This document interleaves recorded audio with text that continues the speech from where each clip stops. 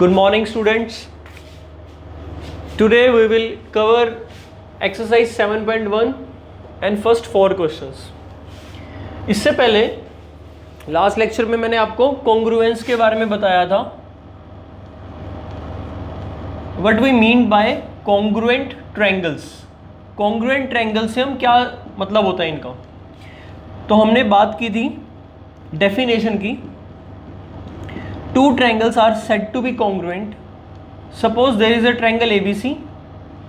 This is the symbol of congruent. This symbol means is congruent to. So triangle ABC. So if we write, if triangle ABC is congruent to triangle DEF, then by definition we mean if two triangles are congruent then they overlap each other or they hide each other, or basically it means that their corresponding angles are equal. So here the first letter is A and the first letter here is D. So angle at A must be equal to angle at D. Similarly angle at B must be equal to angle at E, and angle at C must be equal to angle at F, and their sides are also equal. So if we take first two letter, it becomes a side AB in this triangle ABC equal to side DE. Similarly BC side equals EF, and similarly AC side equal DF. So this was the definition. Two triangles are said to be congruent if they are same in shape and equal in size. Precisely, triangle ABC is congruent to triangle DEF, then we mean these 6 things. And if these 6 things are true, automatically we mean that triangles are congruent. However, to prove the two triangles are congruent, we have some specific rules that are the criteria of congruency. And these were SAS axiom, angle side rule, or angle side angle rule, triple S side rule, RHS rule. So these are basically 5 rules by which we can prove the two triangles are congruent. अब हम यहाँ पर ये देखते हैं, जब triangle ABC और triangle DEF congruent कर दिए हैं हमने, तो ये जो 6 चीज़ें हमने लिखी हैं कि इनके कॉरस्पॉन्डिंग एंगल इक्वल हैं और उनकी कॉरस्पॉन्डिंग साइड्स इक्वल हैं, इस पोर्शन को, इस सिचुएशन को, इसको हम बोलते हैं CPCT. CPCT की फुल फॉर्म होती है corresponding parts of congruent triangle, corresponding parts of congruent triangles, and the corresponding parts of congruent triangles are also congruent, means this angle A must be equal to angle D because the triangles are congruent. जब दो triangle congruent होंगी तो उनके corresponding angles equal हो जाएंगे और उनकी corresponding sides equal हो जाएंगी. तो अगर हम इनमें से किसी एक भी को यूज कर रहे हैं या सभी को यूज कर रहे हैं, जिसको भी यूज कर रहे हैं, हम उसके साथ ब्रैकेट में लिख देंगे CPCT.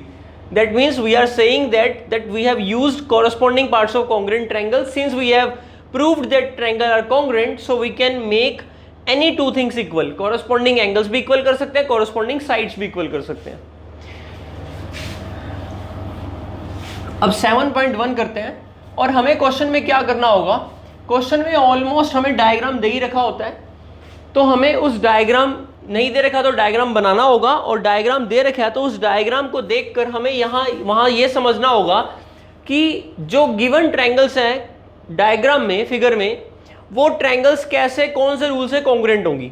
रूल कौन से बताए थे मैंने आपको लास्ट लेक्चर में. SAS एंगल साइड या angle side angle, triple S और RHS. अभी आपके पास पहले 3 में से ही रूल लगेंगे फर्स्ट एक्सरसाइज में, बाकी आपको पता होने चाहिए सभी के सभी. लास्ट लेक्चर को रिवाइज कर लेना. अब हमें क्या देखना होगा, जब हमारे पास फिगर होगा तो ट्रायंगल में हम इवेल्युएट देखेंगे कि जो ट्रायंगल है वो कॉन्ग्रुएंट किस रूल से हैं. जब कॉन्ग्रुएंट होंगी तो फिर CPCT का यूज करके जो क्वेश्चन में प्रूव करना होगा उसको हम प्रूव कर सकते हैं. तो क्वेश्चन हमसे ट्रायंगल को कॉन्ग्रुएंट भी प्रूव कराएगा और उसके बाद कुछ CPCT से उसका रिजल्ट भी प्रूव कराएगा. Let us see the question. 7.1 question number 1 NCERT की बुक से क्वेश्चन नंबर 1 कर रहे हैं, चैप्टर है ट्रायंगल्स का और हम पढ़ रहे हैं congruent triangle. This video is part 2। इससे पहले फर्स्ट पार्ट लास्ट टाइम मैंने आपको समझाया था। फर्स्ट पार्ट में हमने कॉन्ग्रुएंसी की डेफिनेशन डिस्कस की थी और आपको बताया था कि ट्रायंगल कैसे ओवरलैप होती हैं, कॉन्ग्रुएंट का मतलब क्या होता है और कॉन्ग्रुएंसी के प्रूव करने के क्राइटेरिया रूल्स क्या हैं। अभी मैंने आपको वो रिवाइज करा दिया और पार्ट 2 में हम 7.1 एक्सरसाइज को कर रहे हैं। इस चैप्टर में हमें 7.1, 7.2, 7.3 करनी है, लेकिन 7.4 हमारे सिलेबस से इस बार नहीं है। Exercise 7.1 question number 1। बुक में आपके पास क्वेश्चन होगा तो बुक लेकर बैठे साथ में। इन क्वाड्रिलेटरल ACBD डायग्राम में दिया हुआ है, मैं बुक में से पढ़ रहा हूं, आपके पास भी बुक होगी, उसमें आप ध्यान से सुने और देखें। इन क्वाड्रिलेटरल ACBD डायग्राम आपको दिया हुआ है।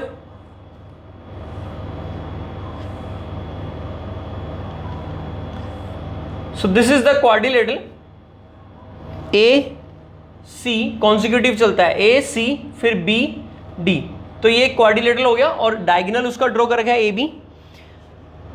इन quadrilateral ACBD this is the given figure, this is the given information. We have to write the given information along with the given figure. So here we are writing given information.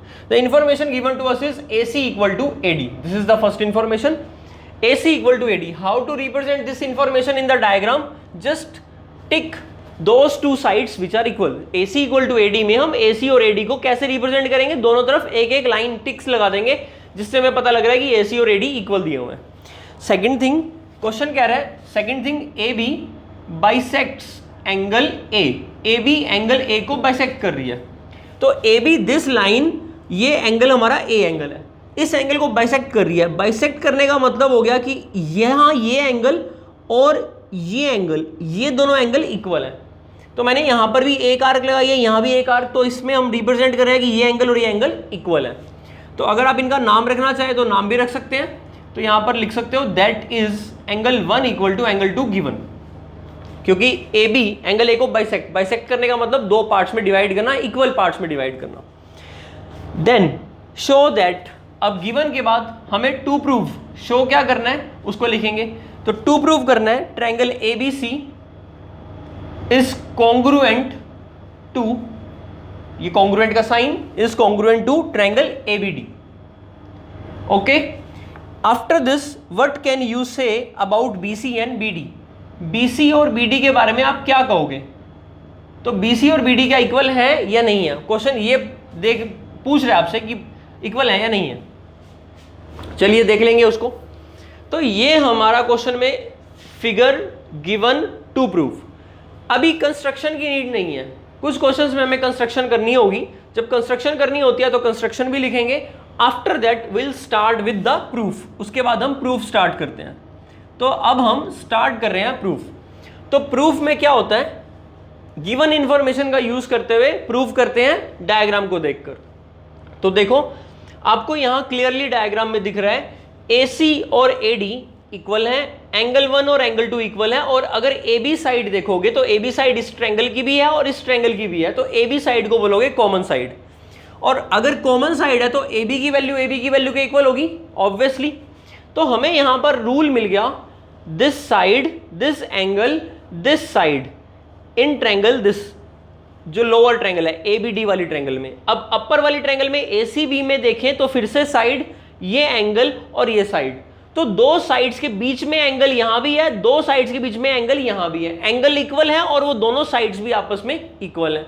तो कौन सा rule लगा? Side angle side rule लग गया। तो हमें rule पता लग गया, लिखते हैं प्रूफ। इन ट्रायंगल, जैसा प्रूफ करना है उसी को देखकर लिख लेंगे, in triangle ABC and triangle ABD, in triangle ABC and triangle ABD। तो हमें क्या दिया हुआ है ABC और ABD ट्रायंगल में? पहले हम ABC ट्रायंगल की इंफॉर्मेशन लिखें, तो इसमें AC और इस ट्रायंगल में इंफॉर्मेशन AD। क्या AC AD इक्वल दिए हुए? AC is equal to AD, yes, diagram में टिक भी कर रखा है और वहां गिवन भी लिखा है हमने, तो यहां ब्रैकेट में हम मेंशन कर देंगे it is given, AC equal to AD is given. Second logic, angle 1 is equal to angle 2, angle 1 is equal to angle 2, it is also given, clearly it is given. Third, AB, this line is common, it is equal to itself AB. अब ये AB ABC triangle के लिए लिखी है और यहां AB इस triangle के लिए है, तो दोनों ट्रायंगल में कॉमन है, तो क्योंकि कॉमन है इसलिए हम इसको लिख देते हैं कॉमन साइड. तो देयरफॉर यहां से आप कह सकते हो triangle ABC is congruent to triangle ABD. By which rule? By SAS rule, side angle side axiom और रूल. तो this triangle is congruent to this triangle by SAS rule. This proves our first part. यहां हमारा first part prove हो गया. अब जब triangle congruent होती है तो उनके कोरस्पॉन्डिंग पार्ट्स क्या होते हैं? इक्वल. तो अब देखो इनके कोरस्पॉन्डिंग पार्ट्स में अगर हम BC लें और यहां से सेकंड, देखो यहां सेकंड और थर्ड लेटर ले रहे हो तो यहां से भी सेकंड थर्ड लेटर ही लेंगे क्योंकि कोरस्पॉन्डिंग पार्ट्स इक्वल है. तो BC, तो यहां से आप कह सकते हो, तो therefore BC equal to BD. Reason क्या बताओगे उसका? Because corresponding parts of congruent triangle are equal. तो उसने कहा था कि ये बताओ BC और BD के बारे में कि वो इक्वल है या नहीं है, तो यस दे आर इक्वल. तो that proves our second part. अब ये क्वेश्चन मार्क मैंने आपको समझाने के लिए बताया था, अब मैं इसको हटा देता हूं. तो क्वेश्चन हमसे यही प्रूव करा रहा था. That was question number 1. इसे आप अपनी नोटबुक पर नोट कर लें अच्छे से. और अब हम सेकंड क्वेश्चन करते हैं. Question number 2.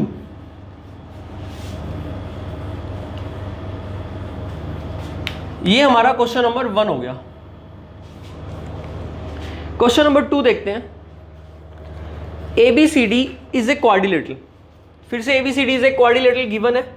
तो डायग्राम आपको बुक में ही दे रखा है, मैं डायग्राम बना रहा हूं बुक में से देखकर ही.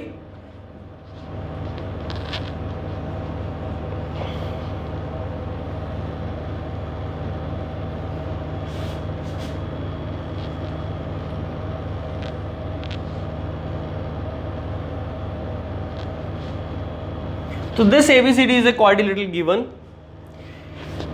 यहां एक एंगल दिखाया हुआ है एक, और यहीं पर एक और एंगल दिखाया हुआ है.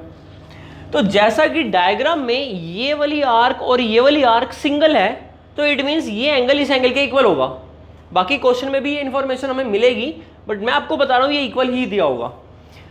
कंप्लीट एंगल यानी कि DAB एंगल CBA एंगल के इक्वल होगा. आगे देखते हैं. इन विच, सो अगेन इस बार ऐसे करता हूं, प्रूफ मैं यहां से स्टार्ट कर दूंगा. गिवन और टू प्रूफ मैं यहां लिख देता हूं क्योंकि फिर स्पेस की कमी रहती है, तो मैं गिवन और टू प्रूफ यहां लिख देता हूं. तो गिवन क्या है हमें? गिवन है in which AD equal to BC. AD equals BC. तो AD ये साइड, BC ये side, BC and AD are equal. Okay. And अगर आप ध्यान से समझोगे तो आपको क्लियरली पता लगता जाएगा कि अच्छा एक साइड मिल गई है, फिर एक एंगल मिल रहा है, फिर कुछ और देख लो, कॉमन साइड होगी तो ऐसे लग जाएगा, और अगर दो एंगल इक्वल हुए तो एंगल एंगल साइड लग जाएगा. तो अगर आप ध्यान से क्वेश्चन को ऑब्जर्व करोगे, क्वेश्चन ने ये इन्फॉर्मेशन दी है साइड की, तो जो रूल होता है ना SAS, उसमें एक साइड हमें मिल गई है. बाकी क्वेश्चन पूरा एनालाइज करेंगे कि कौन सा रूल क्या लगेगा. AD equal to BC given है, एक साइड की इंफॉर्मेशन मिल गई हमें. अब उसने क्या एंड सेकंड पॉइंट बताया DAB एंगल. तो DAB एंगल कौन सा है? इसको मैं DAB एंगल को फिल करके दिखा रहा हूं. ये DAB एंगल है, ये मैंने डार्क से, ये ब्लू कलर से मैंने इसको फिल कर दिया. DAB ये पूरा एंगल. ये एंगल किसके इक्वल दिया हुआ है? CBA एंगल के. CBA एंगल के. अब CBA एंगल कहाँ है हमारा? CBA this angle. हाँ जी, तो ये दोनों एंगल क्या है हमारे? इक्वल है गिवन. तो देखो ये साइड ये एंगल, इसमें ये साइड ये एंगल, और यही दो इंफॉर्मेशन गिवन है. अब हमें प्रूव करना है, इतना दिया हुआ है और हमें अब प्रूव करके दिखाना है. तो जो टू प्रूव करना है उसको TP टू प्रूव लिख लेते हैं. तो टू प्रूव करने हैं, तीन पार्ट करने हैं. First is triangle ABD is congruent to triangle BAC. Second part दिखाना है B D equals to A C, third part दिखाना है A B D angle is equal to B A C angle. देखो first एक part हो गया ना main, तो बाकी दोनों पार्ट तो इजी हैं, अपने आप हो जाएंगे सीपीसीडी से। Corresponding parts of congruent triangle they are also equal, तो वो अपने आप ही हो जाएंगे। चलिए स्टार्ट करते हैं। देखो इसमें हमारे पास ए बी डी ट्रायंगल को ऑब्जर्व करो। ए बी डी ट्रायंगल कहाँ है? तो ए बी डी ट्रायंगल, ये ए पॉइंट हो गया, ये बी पॉइंट हो गया, ये डी पॉइंट हो गया। तो ये ए बी डी ट्रायंगल देखनी है हमने। जो मैं रेड से लाइंस बना रहा हूं, ये ट्रायंगल कौन सी ट्रायंगल है? ए बी डी ट्रायंगल है। तो ए बी डी ट्रायंगल में अगर आप ऑब्जर्व करो, ध्यान से देखो, तो ए बी डी ट्रायंगल में आपके पास ये पूरा एंगल आ रहा है, ए डी साइड आ रही है और ए बी साइड आ रही है। और दूसरी ट्रायंगल जो है वो है B A C, B A और सी। तो इस बी ए सी ट्रायंगल को मैं ब्लू कलर से दिखा रहा हूं, या ब्लैक कलर से दिखा देते हैं। इस बी ए सी ट्रायंगल को मैं दिखा रहा हूं, इसको मैं ब्लैक से मार्क करके दिखा रहा हूं। ये वाली जो ट्रायंगल है, तो आई होप आपको क्लियर हुआ होगा, यहां तक ही है ये।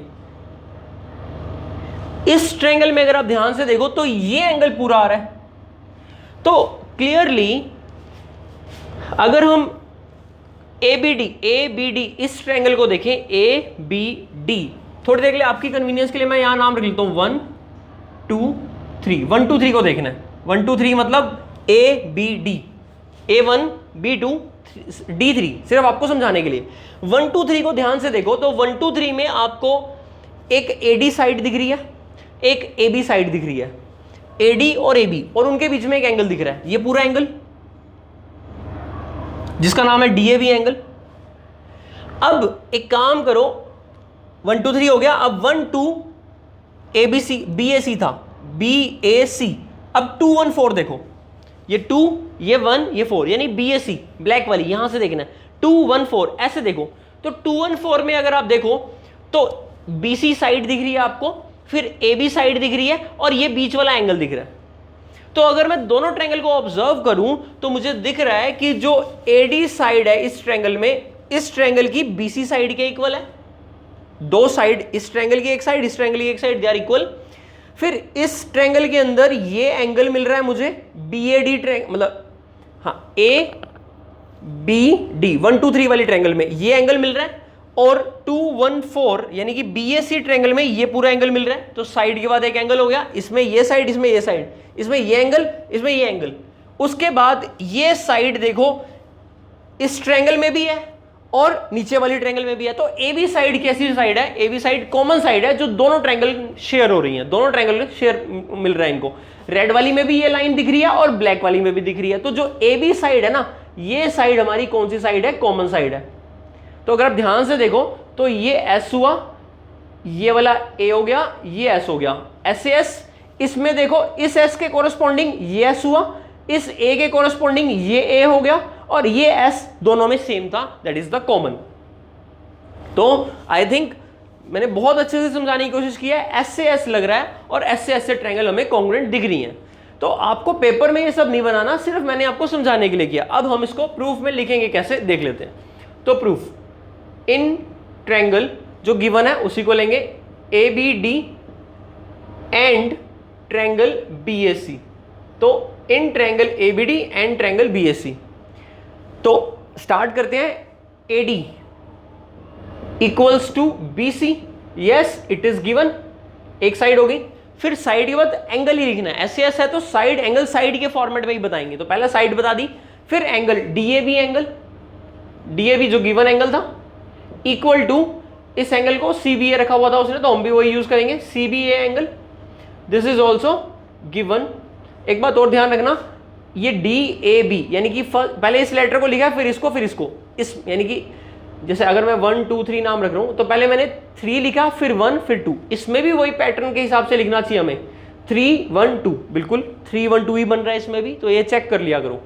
तीसरी बात, AB फर्स्ट और सेकंड, तो इसमें भी फर्स्ट और सेकंड, सेकंड फर्स्ट सेकंड क्या बन रहा है इसमें, बी ए। तो ए बी इक्वल टू, इस बार ए बी नहीं लिखेंगे, क्या लिखेंगे इस बार, बी ए। तो A B equal to B A, और रीजन क्या है इसका, कॉमन साइड। तो ध्यान से देखो बेटा, A B equal to A B पिछले क्वेश्चन में लिखा था कॉमन साइड, इसमें A B equal to B A क्यों लिख रहे हैं, first two letter A B, पिछले वाले में ए बी के साथ ए बी कोरस्पॉन्डिंग थे, लेकिन इस बार फर्स्ट टू लेटर के कोरस्पॉन्डिंग बी ए दिख रहे हैं, तो आपको बी ए लिखना है। वैसे फर्क नहीं पड़ेगा, आप ए बी लिखो क्योंकि इक्वल तो फिर भी होंगे, बट तरीका तो यही सही है कि A B equal to B A लिखा जाए। और A B equal to B A लिखने का एक और लॉजिक भी है, ये ट्रायंगल और ये ट्रायंगल आपस में फ्लिप जब होंगी ना तब ये कॉन्ग्रुएंट बनेंगी। लाइक कॉन्ग्रुएंट तो है पर आपको फ्लिप करना पड़ेगा। इसमें अगर ए बी साइड है तो इसमें साइड कौन सी होगी, बी ए। देखो इसमें थी ट्रायंगल हमारे पास 1 2 3, लेकिन इस वाले ट्रायंगल में 1 2 3 नहीं है, इसमें है 2 1 4। 3 और 4 तो अलग हैं, लेकिन इस ट्रायंगल के लिए मैं बोलता हूं 1 2 3, लेकिन उसके लिए बोलता हूं 2 1 4।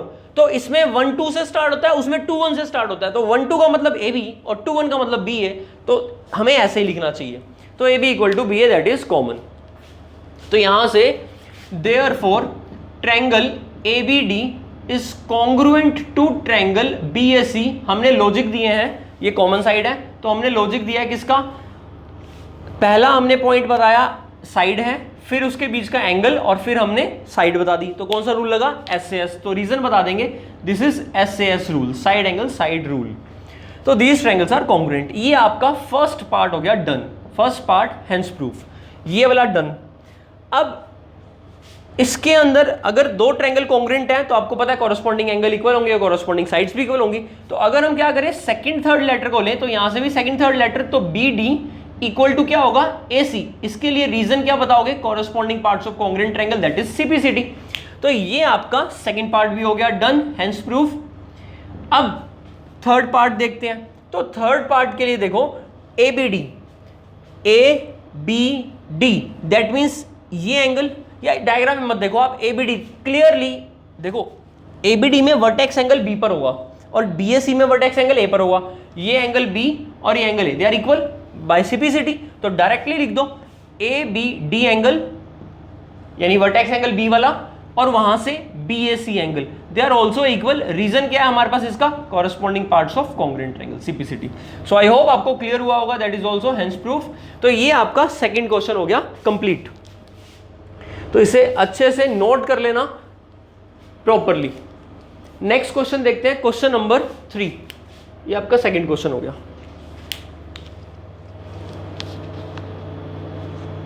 नेक्स्ट क्वेश्चन देखते हैं, क्वेश्चन नंबर 3। तो हर एक क्वेश्चन आपको प्रॉपरली ऐसे ही करना है अपनी फेयर नोटबुक में भी। गिवन टू प्रूफ, अगर कंस्ट्रक्शन होती है क्वेश्चन में तो कंस्ट्रक्शन, नहीं होती तो फिर प्रूफ स्टार्ट करेंगे, और figure along with the question बनेगा ही बनेगा। थर्ड क्वेश्चन, तो थर्ड क्वेश्चन क्या कह रहा है एनसीईआरटी का, थर्ड में दिया हुआ है AD and BC are equal perpendiculars to a line segment AB. वैसे ये क्वेश्चन विदाउट डायग्राम भी दिया जा सकता था, मतलब हम इसमें डायग्राम खुद से बना सकते हैं, बट स्टिल इसने 7.18 फिगर बुक में दिया हुआ है, तो आप बुक में से देखकर ही बनाना। एडी एंड बीसी, क्योंकि नेमिंग तो बुक के अकॉर्डिंग ही चलनी पड़ेगी। AD and BC are equal perpendiculars to a line segment AB. तो सबसे पहले एक लाइन सेगमेंट बना लेते हैं एबी। तो हमने एक लाइन सेगमेंट बना ली AB, this point is B and this point is A. ये एक लाइन सेगमेंट है एबी।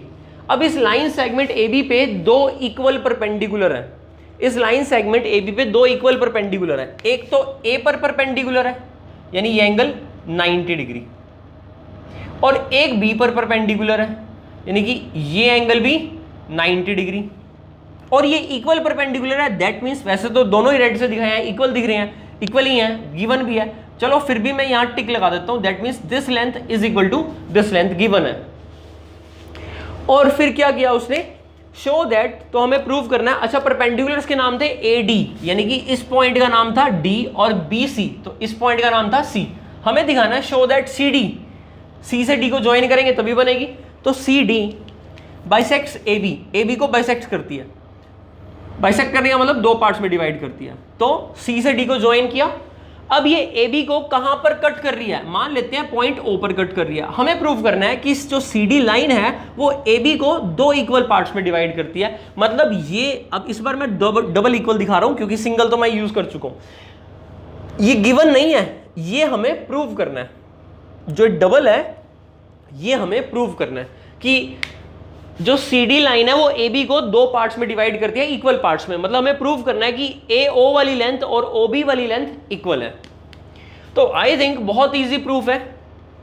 अगर आप इसको ध्यान से ऑब्जर्व करो, ये साइड और ये साइड इक्वल है, दो ट्रायंगल तो ऑटोमेटिकली डिवाइड हो ही गई हैं। ये साइड इक्वल है, बीच में दोनों में ही 90 डिग्री एंगल है। और अच्छा, अब साइड हो गई, एंगल हो गया। ये साइड इक्वल तो गिवन है नहीं, अगर ये दोनों इक्वल गिवन होती तब तो एस से एस लगता। अभी तो हमें यही प्रूव करने हैं। तो अब सोचो, दो इंफॉर्मेशन ही दे रखी है, तो तीसरी इंफॉर्मेशन या तो एंगल की होगी या फिर साइड की होगी। सोचो, ये तो प्रूव ही करना है और ये दोनों भी इक्वल पता नहीं है हमें, तो साइड की तो नहीं होगी। अब बचा एंगल की इंफॉर्मेशन होगी। इन दोनों एंगल के बारे में तो पता नहीं है आपको, लेकिन इन दोनों एंगल के बारे में तो पता है। These angles are, let's take 1 and 2 and these are vertical opposite. और वर्टिकल ऑपोजिट एंगल क्या होते हैं? इक्वल। अब सोचो रूल क्या लगेगा, ये एंगल, फिर ये 90 डिग्री, फिर ये 90 डिग्री, दो एंगल हो गए और इन दोनों एंगल के कॉन्सिक्यूटिव लगातार, इसके बाद तीसरे पे साइड आ गई, इसमें यहां पर साइड आ गई। तो क्या रूल लगा? Angle side. इसमें भी वही बात है, एंगल साइड। तो ये हमें दोनों ट्रायंगल में ध्यान से ऑब्जर्व करना होता है कि दोनों ट्रायंगल में क्या पैटर्न चल रहा है, क्या किस तरह से उसमें रूल अप्लाई करेंगे। दोनों ट्रायंगल का पहले फर्स्ट ये वर्टिकल ऑपोजिट एंगल, फिर 90 डिग्री वाले एंगल और फिर ये साइड। तो एंगल साइड के बेस पर ये ट्रायंगल कॉन्ग्रुएंट हो रही है। और कॉन्ग्रुएंट होते ही प्रूव हो रहा है कि सी डी इक्वल टू, ये दोनों इक्वल हो जाएंगी, A O is equal to B O. तो इसको हम लिख लेते हैं। तो सबसे पहले आप गिवन लिखेंगे। तो गिवन में क्या लिखेंगे? Given is AD perpendicular to AB, BC perpendicular to AB, 90 degree angle जो हमने बनाए हैं गिवन थे। फिर हमें दिया हुआ है कि AD इक्वल टू BC, ये दो इंफॉर्मेशन गिवन है। तो टू प्रूव करना है हमने that OA is equal to OB। अब स्टार्ट करते हैं प्रूफ। अब इस प्रूफ को करने के लिए हमने खुद से ट्रायंगल कंसीडर की। तो इन ट्रायंगल, नीचे से ट्रायंगल लेते हैं, तो O फिर AD, OAD एंड दूसरी ट्रायंगल लेते हैं OBC, OBC। थोड़ा सा ध्यान रखा जाता है ये ट्रायंगल को, जब आप ले रहे हो, यहाँ लिख रहे हो, तो नेमिंग करते टाइम थोड़ा ध्यान रखना आपको। देखो मैंने दोनों में स्टार्ट O से करा, बिकॉज मुझे पता है इस पॉइंट पर, O पॉइंट पर इस ट्रायंगल का एंगल और ये ट्रायंगल का एंगल दोनों इक्वल है। फिर अगर यहाँ A आया है तो A लेटर पर 90 है, तो फिर यहाँ पर B लेटर पर भी 90 है, तो एंगल इक्वल। तो तीसरे लेटर तो अपने आप इक्वल ही हो जाएगा। तो इस तरह से लिखा मैंने। तो in triangle OAD and triangle OBC। अगर आप लिखना चाहते तो ऐसे भी लिख सकते थे, AOD लिखते अगर तो फिर लिखना पड़ता BOC। अगर आप लिखते DOA तो लिखना पड़ता COB। तो अकॉर्डिंगली आपको लिखना पड़ेगा कॉरस्पॉन्डिंग चीज़ों को ध्यान में रखते हुए। तो इन दोनों ट्रायंगल में क्या लिखोगे? एंगल साइड, तो एंगल 1 से स्टार्ट करते हैं। Angle 1 is equal to angle 2। Reason क्या है हमारा इसका? Vertical opposite angles. अच्छा, फिर देखते हैं हम दैट एंगल एट B। आप इसको प्रॉपरली, हाँ एंगल भी लिख सकते हो क्योंकि सिंगल एंगल ही है, is equal to angle at A। और ये दोनों एंगल क्या है? Each 90 degree. It is given in the question. Bracket में मेंशन कर देना इट इज गिवन और कॉमा लगा के। और क्या बताओगे? AD इज इक्वल टू, देखो second third letter AD, second third letter BC। AD equal to BC, it is given in the question, given. तो therefore triangle OAD is congruent to triangle OBC। और rule क्या लगा हमारा? Angle side. तो angle side rule के base पर ये congruent है। और इसके बेस पर आप इंप्लाई करके कहोगे दैट इंप्लाइज कि अगर ये ट्रायंगल कॉन्ग्रुएंट है, मतलब ये ट्रायंगल कॉन्ग्रुएंट है, तो ऑब्वियस बात है कि ये लेंथ और ये लेंथ इक्वल होंगी CPCD से। तो AO या OA एक ही बात है। तो OA फर्स्ट सेकंड लेटर, इसमें भी first second letter, equal to OB। और रीजन क्या है इसका? CPCD, corresponding parts of congruent triangle, and that is what we are required to prove, hence the result. तो फोर्थ क्वेश्चन हम next part में करेंगे, थर्ड पार्ट में। अभी आप पहले 3 क्वेश्चन प्रॉपरली कर लो और ट्राई करो क्वेश्चन 4, 5 ये खुद से करने की ट्राई करो एक्सरसाइज 7.1 के, और फर्स्ट 3 एग्जाम्पल भी आपसे हो जाएंगे। तो नेक्स्ट फिर वीडियो में मिलते हैं। Thank you.